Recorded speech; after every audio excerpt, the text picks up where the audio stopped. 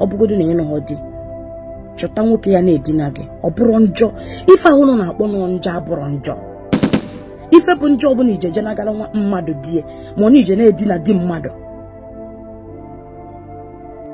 iru 30 irukwa ha 30 years ọsọ ebugoro na ịnụ di ọ bụ na nwere a doctor as doctor kiri ihe na-aka ọsọrọ ụmụ nwaanyị kansa efu ala nwaanyị ole efu afọ na-ele ọbịa nweghị onye ọ yara n'obodo a na-succeed iya ngụdo ọgwụ n'owe ụfọdụ nwere ike ịbịa na comment section na ihe eze nwaanyị na-ekwu obere oge ibute ya isi na m na-ekwu okwu ọjọọ go and google it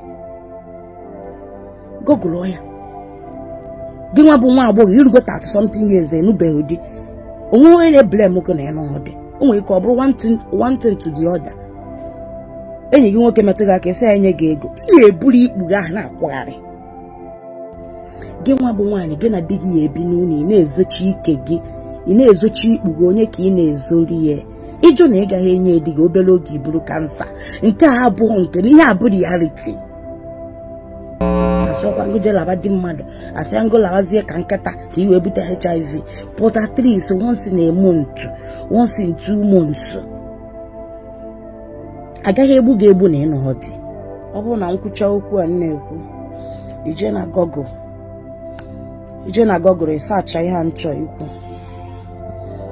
because before nkwube ya echekiri m ya na Google ọ mmadụ bụ ihe kpọtere m n'ụlọ ịwọchịrị fụ n'ụlọ ka dị m n'anya mmadụ bụ ihe kpọtere ọ na hospital wee na-ebe akwa ka ihe na-aya ọ sị na kansa ka ọ na-aya ọtọ na kamera sị mamitere m kperi ekpere na ya eruzugo hope na ya ayaghị ihe more than 6 months ala ya niile gwụrụ agwụ afọ ya niile gwụrụ agwụ nsị ka ihe dọkịta kọwakwa anụ na-eme gị ya ọ sị m na since over 7 years ka di ya nwụrụ since ya na ya face eji nwa na-azụ ụmụ ya na dọkịta si ya na-edina ha nwoke for a very long time na ya na-aka ọsịa biko ifu nwaanyị a in fact adị m sorry ikwu ya don't chọ na that woman ya succeed ya ebe bụrụ the hospital anyị nwere na Nigeria kịta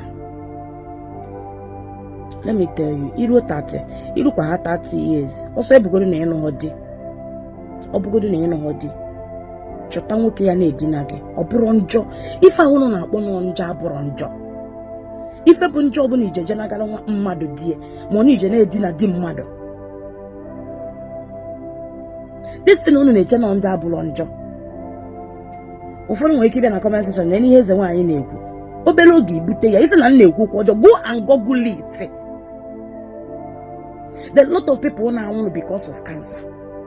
We don't have good hospital. We don't have good food. Ogo ọbụna guni indomie akpụ iche change the diet ọ bụrụ garị. Ichefuzie na na-eri okwu eri, chefuzie na na-eri beans, chefuzie na na-eri vegetable. Chefuzie na na-eri vegetable okra. N'inwe ike isicha vegetable okra iwere agidi rie iwu ọbụna iri ewute akpụ. Nwanyị ji ọnya wee gwa m n'ụtụtụ anọ doctor gwara ya na have sex for a very long time. Gị nwa bụ nwaanyị gị na di gị ya ebi n'ụlọ ị na-ezochi ike gị ị na-ezochi ikpu gị onye ka ị na-ezori ya ịjụ na ị gaghị enye di gị obere oge iburu kansa nke a abụghị nke na ihe abụ reality. Gị nwa bụ nwa agbọghọ irugo 30 something years enubeghị di onwe onye na-eblame nwoke na ya n'ọdị o nwere ike ọ bụrụ one thing to the other enyi gị nwoke metụ gị aka esi ya nye gị ego ihe eburu ikpu gị ahụ na-akwagharị mgbe onwe ofu ihe ya bara gị onwe onye kwere enye gị ego mana ọ bụrụ na onwe onye kwere azọ gị esi na onye agbara weekend go to hospital google this thing na-agwa gị na ife na-aka otu kansa bụ ife iriri n'ọnụ and akwaghị iko for a very long time.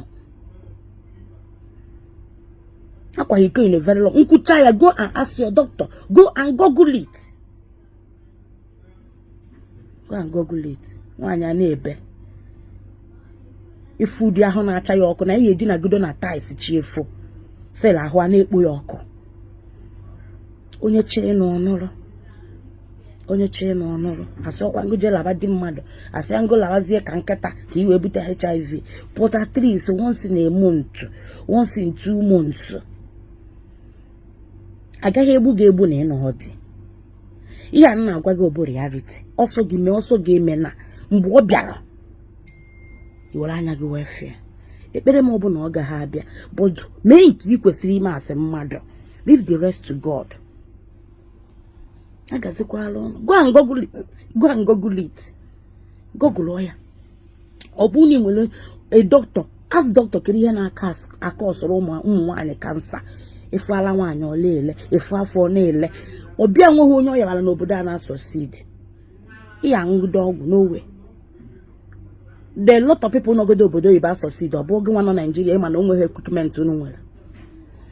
Onye chenu ya nọrọ ihe mama itego na-ekwe ya gaziela unu.